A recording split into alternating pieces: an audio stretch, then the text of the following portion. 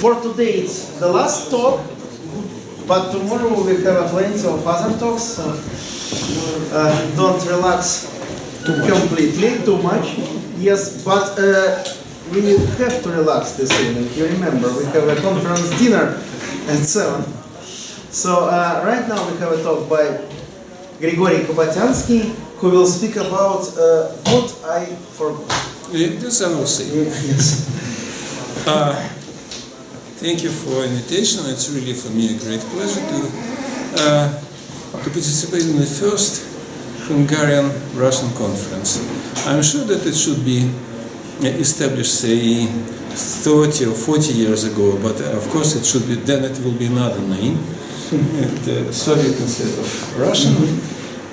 Okay, so it's not because of measure of politeness, means of politeness. Just it happens so that recently I and my PhD student Elena Egorova, we work on some problem arising in cryptography. And this problem has very often happened, in fact, in cryptography related to this one of the 100 or 1,000 famous Hungarian papers. It's called, the original paper has a name, family of sets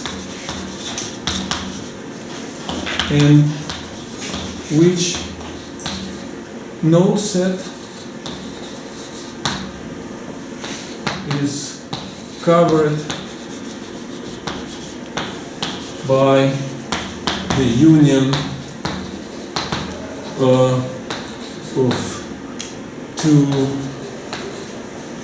others. It was a paper of Erdős, Zoltán Füredi, and Frankel, and it was in 1982, and in 1995 they put here instead of 2R. Yes, so in fact this is, in my opinion, a classic case when the title of the paper is at the same time the statement of the problem. So it's the best way when you can just read the title and can start to think about the problem. So, of course, what does it mean? That we have, say, the sets with such a property that if you take any two of them and you take the third one, it should be, mainly it should be about the sets of the same size, that then we say that at least one point of this new set should be outside of the union of two others. Okay, good. It's a very popular subject. Before them it was the same problem, but on the language of binary vectors arised in the paper of Kautz, no, maybe S. Z. Singleton. And it was, say, almost 20 years before. They gave some examples of such families in the constructions, but they didn't elaborate, say, asymptotic behavior of such sets. So now I want to give some generalization, and generalization, give me an opportunity to say why we should love applications. Not because that sometimes they bring us money, not only because of that, but sometimes they also give a motivation of some problems which about that some other people will say, why consider such strange generalization? As this generalization, which I'm going to explain, arises in say, modern cryptography, particularly it's called broadcast encryption. So, what is generalization? We have again the same situation. We have, say, R sets. We take the union of them. Oh, but let's all of them will be the same cardinality W. And then we take from the union some subset, it's A sub 1, etc., A sub R. And we take some subset A with just property that it should be not small, should be again not smaller than W. And then what we want to have from such a family,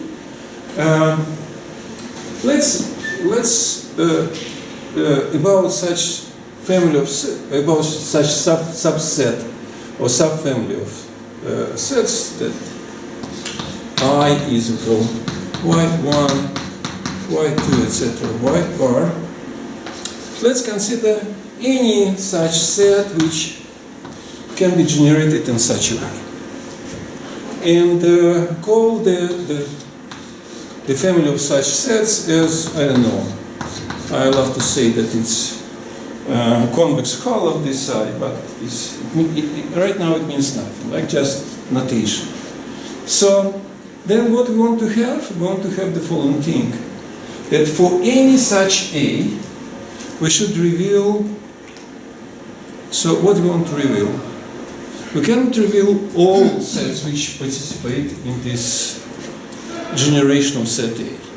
Just because it could be that maybe not R, but say 1.5 of the sets participated in this union to give exactly the same. But we want to reveal at least one. So formally it will mean that for any such A, the intersection of I such that A belongs to this, could be generated by I, this intersection should be non-empty. So all such are sets we choose from our family, which can generate this A from their union. All these subsets should have at least one common set. In fact, it even was considered for original problem, for this problem, but just on the language of, it's the same as Kabatiansky called superimposed codes. It was a paper of, that's, I apologize, I don't know how to pronounce this guy.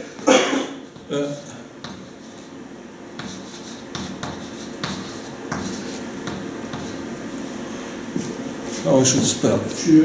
Church. And Rozhenko. It was a paper in 2004. So? Yes. Yes, and Rozhenko. It was a paper of 2000. Rozhenko, yeah. And it was a paper of 2004, a single user tracing superimposed codes. It was the same question. Imagine that we, for this family, we want to, in fact, the first problem can be considered on the language of information theory in the following way. We have a special channel, so-called union channel. And the input of this channel is different binary vectors. Output is just zeros only, all coordinates are zeros. I mean, if you think about it on the language of sets, subsets, that means that the input are some subsets and output is the union of these subsets. And of course, this property means that by the output of this channel, we want to restore or recover the whole sets which were involved in this process. But they asked the question, what happens if we decided, if we're not so greedy to find all, but we want to find at least one of these who participated. And it appears to be, yes, it's very good, because in this case, the rate means that it behaves, the size of this family behaves exponentially as 2 to the power constant times n. What is the constant? For this, the constant is roughly 1 divided on r squared. And if we decided to be not so more rigid or greedy and to find only one, then the result is not 1 divided on R, but 1 divided on R squared, but 1 divided on R. And it will be finally established by Noga alone, almost immediately after that paper. So therefore, in this question, in this statement, say it's an extra, say, problem. But for this, we simply cannot find all of them. And it also shows us another difference from the original problem, because now we deal with adversary. We have an opponent who tries to find here the best subset A in such a way that to cheat us, that we will be unable to find for sure at least one of these. So that's such a problem. It appears the problem in the language of broadcast encryption appears in such a really good paper, starting from the title, Tracing Traitors.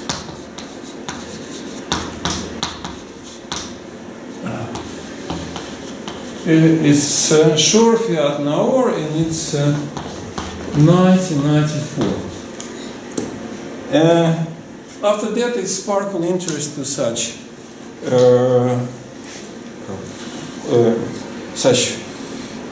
problems. In particular, such codes appears, IPP codes, in the paper of Van Lint with his colleagues.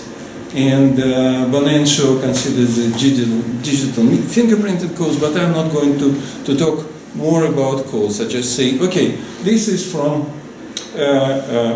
this, and what means, where these traitors are, what all this means. If we return to this, it means the following. There are such rather easy popular schemes which were invented by Blakely and Shamir independently in 1979, called secret sharing schemes. It's very easy. You want to share a secret between n participants in such a way that any W participant can recover the secret, but less number of participants has no extra additional a posteriori information about this. Well, then the solution is, one of the solutions is rather easy. Consider some rather large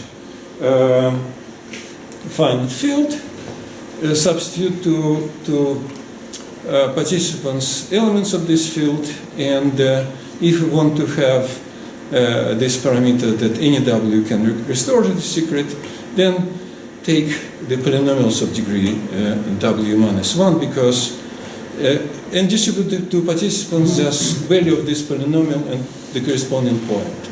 And of course, if you know, if degree of W minus 1, then number of coefficients is W, and you can recover.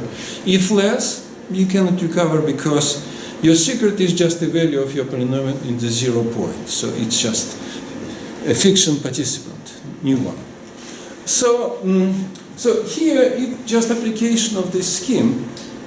They say that these are some real participants. And they use their keys, for instance, to decrypt some movie. But then they decided to sit together, make a copy, and distribute the movie on the market. So what they do, they just create a new set of the weight W. That's why we need here. From a mathematical point, it's also important, because if we do not put here restrictions, no problem, no solution. So, and then they want to distribute, to arrange, say, to choose another W points, maybe in uniform way, maybe some other way, in such a way that the owner of the system, the dealer of the system, cannot trace at least one of them. Why it's called tracing traitors. So, but it was just motivation. I would like to forget about it, and come to the problem. Well, there were about these codes. There were many about, no, it's here. About IPP codes, the digital fingerprinting, were really many publications. About this, which I describe now, not many. In fact, just a few. What people mainly do, they consider upper bounds. What we can say about the size of such family. Oh, by the way, I forgot to say, of course, the main thing. Of course, such a family is, I don't know, we don't have an abbreviation for the original family. I prefer to use this FEF, just by initials of people who did it. So, for symmetry, of course, purpose. So, if you have this such a family, then it's a family that is covered by a union of R others. Of course. If it's not so, then there is a set AJ, which is covered by A1, A2, A sub R. So then let's take A, just AJ. And therefore we don't know who was sitting and arranging it. Either this set choose something or it was just solely AJ.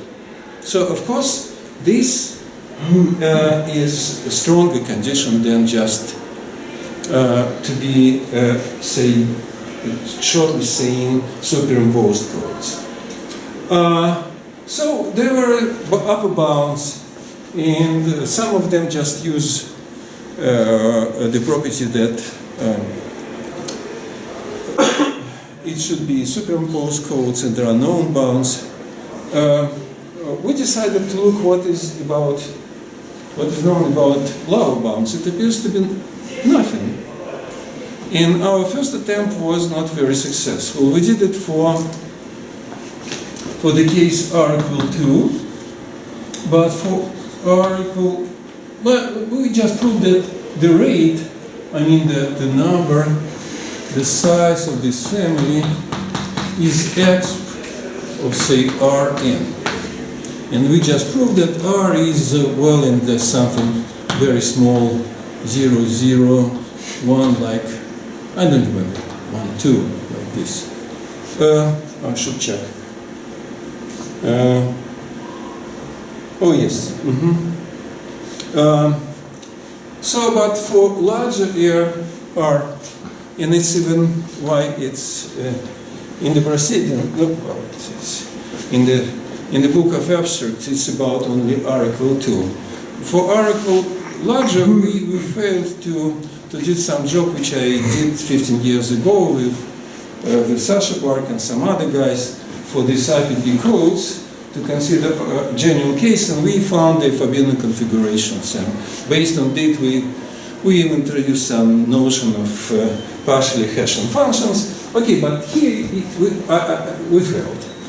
Suddenly, we observed that there is another trick which allows us to prove it, and it's also a very natural trick, because if we return to this, to the family of sets with such a property, when I say about this union channel, and I say that such a family of sets could be used as a code, and the result, output of the channel, we can recover the input. Even more, we can easily recover the input. Why? Because we do the very easy procedure. We'll check every set or every vector, and we'll check if it's covered by the output or not. If covered, then it's okay. If not, just remove it. So, say set of with easy decoding. So, there is also a notion of such as decoding. We will proceed to it immediately. What we can say immediately, that consider intersection of AI with this chosen set A, the maximum over I from our set I. Of course, it's at least W divided on T.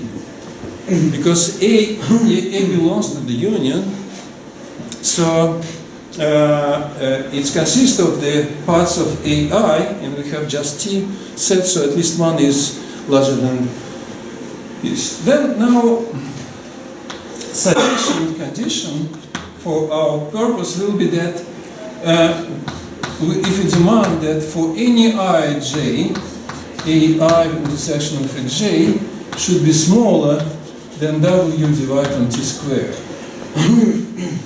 Then of course, if I take J, which is not from my set I, then intersection of AI even with the union, or intersection of AJ, I'm sorry, with the union of all AI,